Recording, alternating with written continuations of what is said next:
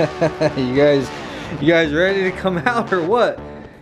Well, I was trying to let the dogs say hello, but clearly they want the yard more than they want to talk to you guys. Anyhow, as you guys know, I went and picked up some Honda genuine automatic transmission fluid, and I'm interested to see if all the hype, everything that people say about this is gonna be true, man. So supposedly, it's not good to put anything other than Honda specific ATF inside of your transmission. I'm having problems with my transmission that I am hoping that this is going to solve. Now, luckily my transmission is not slipping, it is just really slow. Maybe it's the hydraulics of it. You know what I'm saying? I need the correct hydraulic fluid. Who knows? We're gonna find out.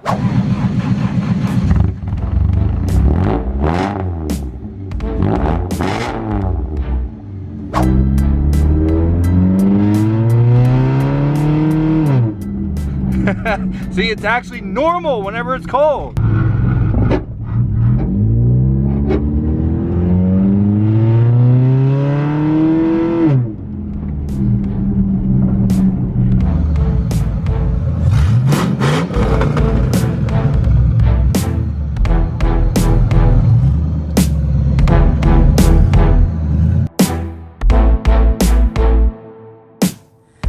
Later, I'm gonna grab that tire off of there because I gotta replace that. Consequences of my actions, right?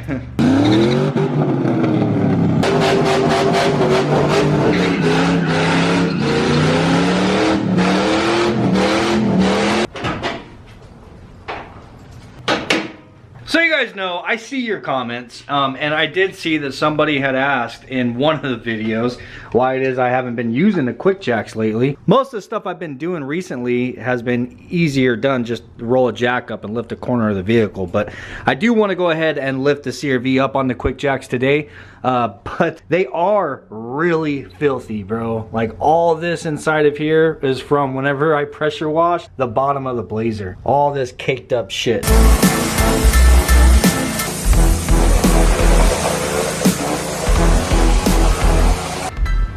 Dude. Yeah. You have any regrets? Those of you wondering, no, there's nothing wrong with the quick jacks. They're still working, performing great as expected. They're just really filthy. I do want to try to get as much of the transmission fluid out as I can. Well, at least up to 6 quarts anyhow. I don't know exactly how much this thing holds. I've seen some people say 10 quarts. In which I don't believe that for a single second that damn little ass transmission holds 10 quarts of transmission fluid. What most people's method of flushing all of the fluid out is to do a fluid change 3 times all in a row. That's the reason why they use like 10 to 12 quarts of this expensive ass shit. This is $11 a quart, bro. After tax and everything, this was $73. So yeah, the most common method that I have found, either on old forums or even on YouTube videos, is to dump the fluid out, fill it back up, run it, let it warm up, dump it again, fill it back up, run it, let it warm up, dump it again, fill it back up, run it. Like, dude, I'm not doing that, man. That's crazy to me. So I have an idea I want to try here, but let me get those things sprayed off really quick and get this thing lifted up, and then we'll go over it.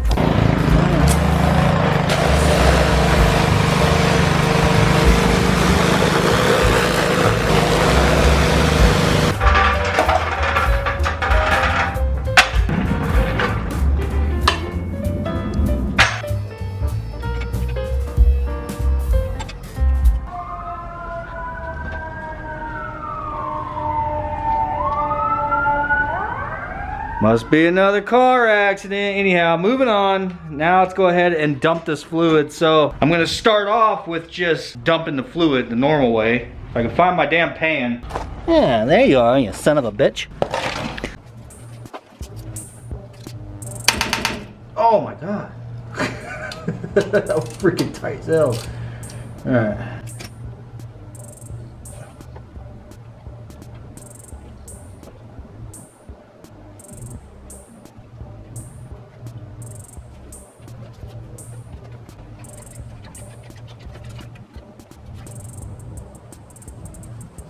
So I'm gonna go ahead and let this just dribble, dude. I'm gonna let as much come out of there as it wants, and now it just started dripping instead of dribbling. Anyhow, that's probably about 3 quarts, maybe a little bit more, I don't know. But I do want to try to get a little bit more than that out. So my idea here is, as you guys know, this thing has a transmission cooler. So the lines actually run through the radiator.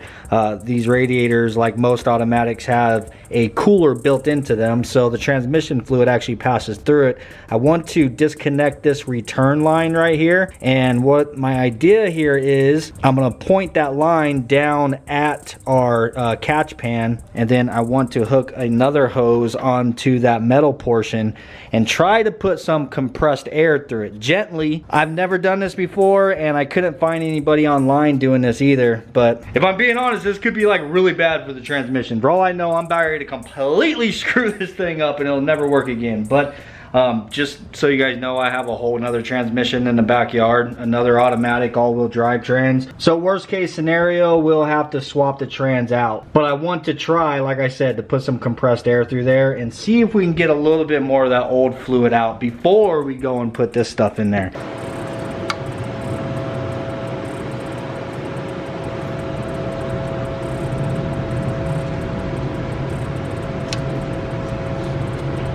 Now, of course the 2 lines are connected together. Why wouldn't the 2 lines be connected together? That would be too easy if the 2 lines weren't connected to freaking together.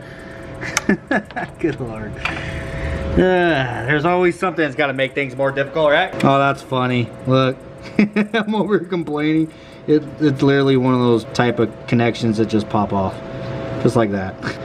That's hilarious. So, at this point, I don't know if I want to do one of 2 options. Either do exactly what it is I was talking about as far as compressed air, or if I just want to point that hose down and then just go ahead and start the engine and let the pump inside of the transmission pump the fluid out. I've seen people do that. My only problem is I'm hoping that this is the return. If this is the return, that means the fluid is going to come out of the hose side, not that hard line side. So I can point that down at the catch pan, but if I start it and I'm backwards and this is actually the high pressure side, like, oh man, it's just gonna shoot transmission fluid all over the place. You already know. I do have some super clean floor absorbent on hand, just in case. Better have this out and ready. So I have the hose disconnected and it's pointing down to our catch can, and then I added a section of hose onto that hard line in which I have it pointing down to that catch can, or to our catch pan as well. So I'm gonna go ahead and start it, man. I don't know how well this is gonna work, but it's gonna do something, right? I should probably like zip tie these to where they don't move or something. I don't know. Next clip is me starting this bitch.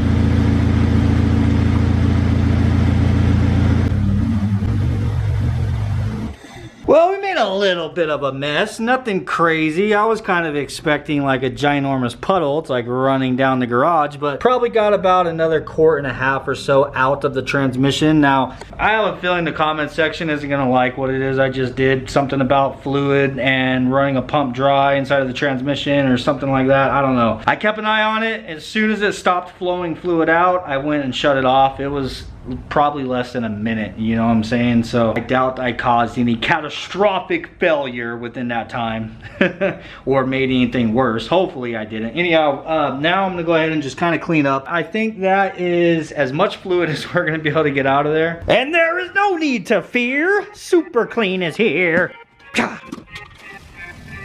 Oh yeah, soak that up, baby. Soak it up.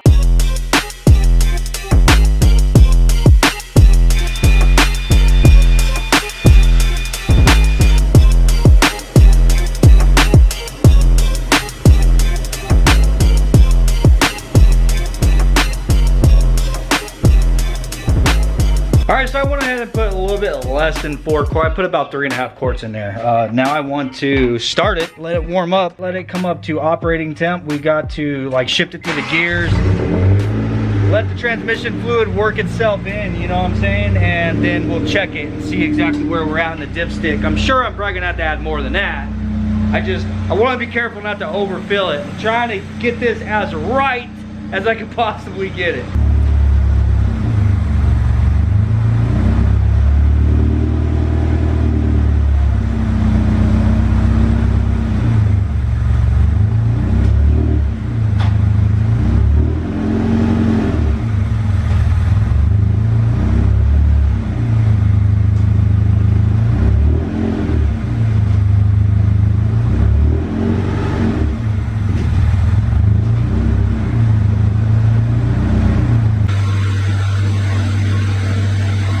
Yeah, we are just barely touching the bottom of the dipstick, so I'm gonna go ahead and add the remainder of this 4th quart. Let it warm up a little bit more, cycle the fluid, then we'll check it again. What do you guys say we go for a dyno run, huh?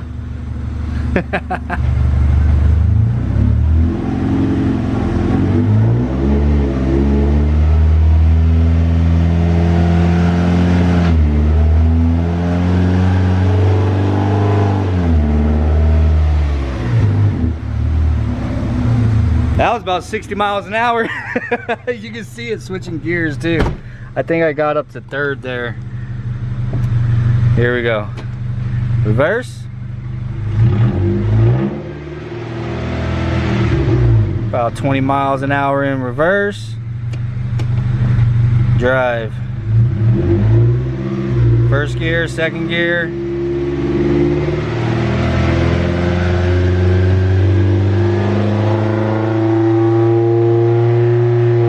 Third gear, 4th gear. Holy shit, okay, there's some bounce. Seems to be shifting gears really quick. I don't know if that's good or bad.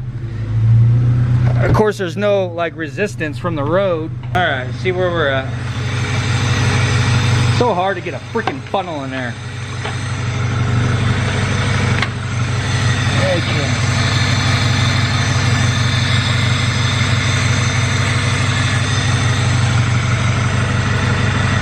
Well, it says that's good right there, so I don't know. I'm just gonna go ahead and set it down. I'm gonna leave it where it's at. I'm gonna go ahead and set it down and try to take it for an actual test drive now.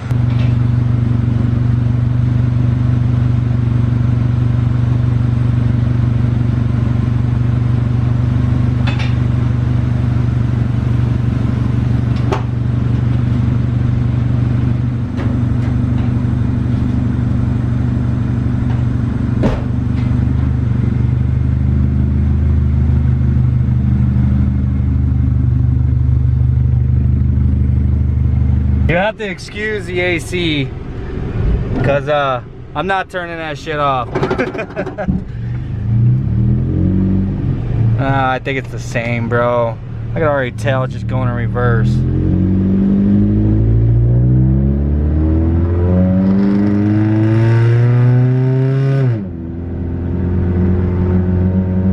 I don't know, let me do a little bit of driving around. I'm pretty sure it's got to kind of work its way into the torque converter too, you know? I know for sure. I mean, of course we didn't get every single bit of the old transmission fluid out because, I mean, even starting it, like we weren't getting all the transmission fluid out of the torque converter. So, I think that's another reason why people, most of the time, they flush it, fill it up, and then drive it around and then do it again because you're getting a lot of that old fluid out of the torque converter. But it's just that damn Honda ATF is freaking expensive, bro. It was $70-something just for 6 of them, and I didn't want to have to double that and buy 12. But yeah, I'm gonna drive it around a little bit and let it kind of work through the transmission. We'll get back to the house, check the level of it once again. Go from there. Hopefully there's some improvement. Well, I have got great news. I'm just kidding. I have no good news at all. None but bad news. It is doing it just as bad, if not worse now. I am flooring it right now. Completely flooring it. Like, dude, it's not going anywhere, man. I don't get it. Anyhow, I need to take this back down to Junior over at American Muffler because he said he has some more things that he wants to do to it, and he said he'll also take a look at it and see if he can figure out why it's doing this. So I've been needing to take it back, honestly, since the very next day after I picked it up. He told me to bring it back because he wants to get rid of the check engine light. So that's the only thing I got left before I can go and try and get this thing through emissions, get rid of the check engine light, and of course make it a little bit more drivable. So I don't know, I think I'm just gonna go ahead and load the trailer up, throw this on the back. I don't know if this is gonna fit on the trailer because the rear subframe is like 1/4 of an inch off the ground. I don't know, I'm gonna figure something out. Either I need somebody to go with, follow behind me to go drop this thing off, or I need to put it on the trailer, one or the other.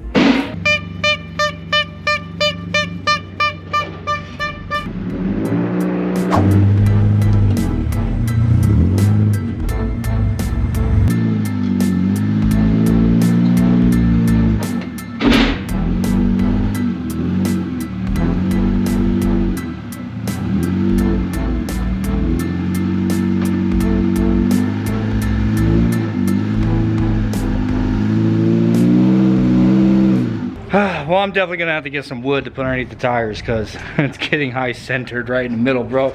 It's already up against that center portion for the drive axle, or for the drive shaft, and the exhaust. So yeah, I'm gonna need to put some wood underneath it if I have some wood.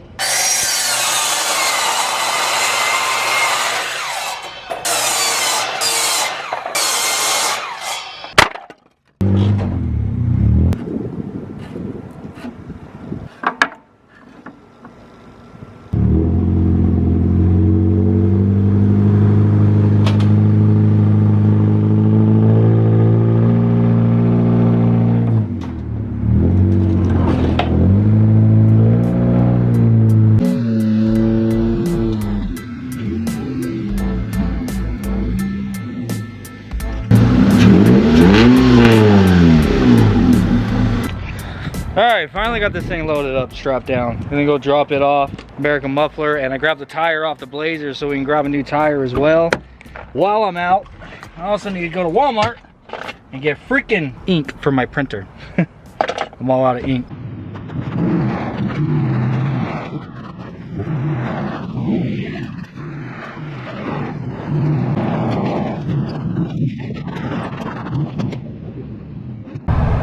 Well, first stop is the tire shop. Only thing that sucks is they can't fit a trailer over there, so I always have to park across the street, and then, like, if I have the trailer. Hell, actually, we can't fit a trailer at American Muffler anymore either, because his neighbor over there just has like 100 cars stockpiled in their parking lot. So yeah, neither location that we have to go today will fit the trailer. So I gotta park across the street, walk my tire over there. When we go to American Muffler, I'm at the park across the street, unload the freaking CRV, and then leave the Suburban and then drive over there, and then have to walk back. It's just all the way around a pain in the ass having a trailer right now. But what can you do? I literally just carried that damn thing over there. It took forever to get across the street because traffic is heavy as hell right now. Oh, I missed. Wow. Hang on.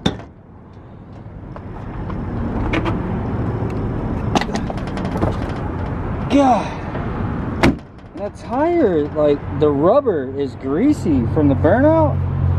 You know, he doesn't have that size. He doesn't have any used tire or a new tire. He can get a new tire, but have to order it. It'll be here tomorrow, and the cheapest one for one damn tire is $145. I'm like, what? No way, bro. I'll go somewhere else. That sucks, but. So, Galaviz, whatever, tire shop on, what is this, 43rd Avenue in Indian School. Nothing like pulling up and nobody saying anything to you for 20 minutes, just standing there. My time is way too valuable for that shit. We're literally standing out here for like 20 minutes. Nobody can even greet you or say, hey, it's gonna be a minute, nothing. So off to tire shop number 3.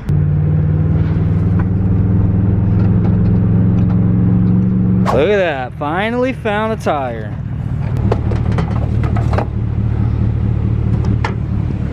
Son of a bitch. It only took like 5 freaking tire shops, literally. I learned my lesson, man. I'm not burning this one off.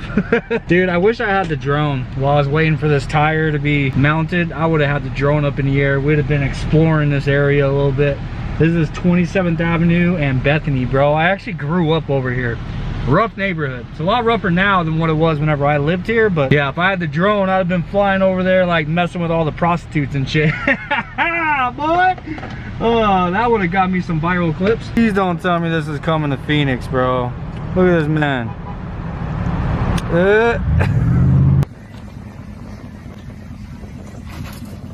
That was the first one of those like squatted ass squat trucks I have ever seen. See them like a little bit, like all the Tequachas, bro, but that's different. That's a whole nother like different crowd. I don't know, to each their own, but God, I hope that doesn't pick up here in Arizona.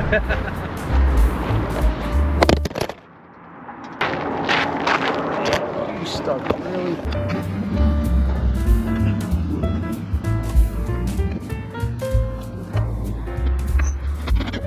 All right, man, it has been a really long day. Sun's already starting to go down. Finally got the tire done, and now I got the CRV unloaded. We are right across the street from American Muffler. Got the CRV sitting back here at the AC, getting nice and cold inside of there, because at the moment it's the only thing this damn thing is good for. Just the fact the AC works. Ah. Oh, hell freaking yeah, man. Whew. Dude, this air conditioning hits the spot, man. If we can just get the rest of the vehicle to act right. All right, we gotta get across that main road over there. Not being able to see a damn thing.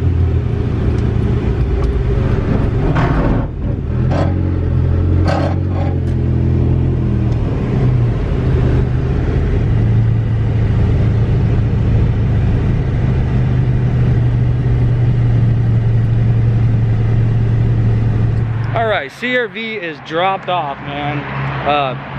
I was gonna talk to him for a second, but apparently he's not here. He's gonna be back.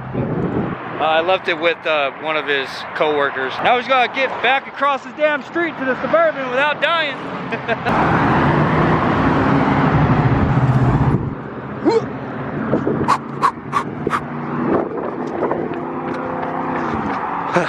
I'm glad that was fast, man, because I'm not gonna lie, I was worried somebody's gonna try to steal my trailer. It's not in the best of neighborhoods, but all right, get back to the house and put this tire on the Blazer. Oh, I locked my doors, duh. Why do I do that, you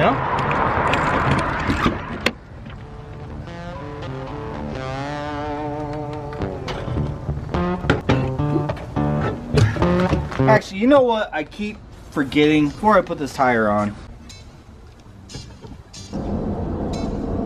Hi, Pupper. What's up, dude? You never care if I'm working. You never do care. You're like, hey, stop what you're doing and paying attention to me. Stop what you're doing. Hey, where you going? So quite some time ago, I actually tried these BMW wheels on the Blazer. I don't know if you guys remember or not, but they do fit. But the problem is the offset isn't nearly as aggressive as that.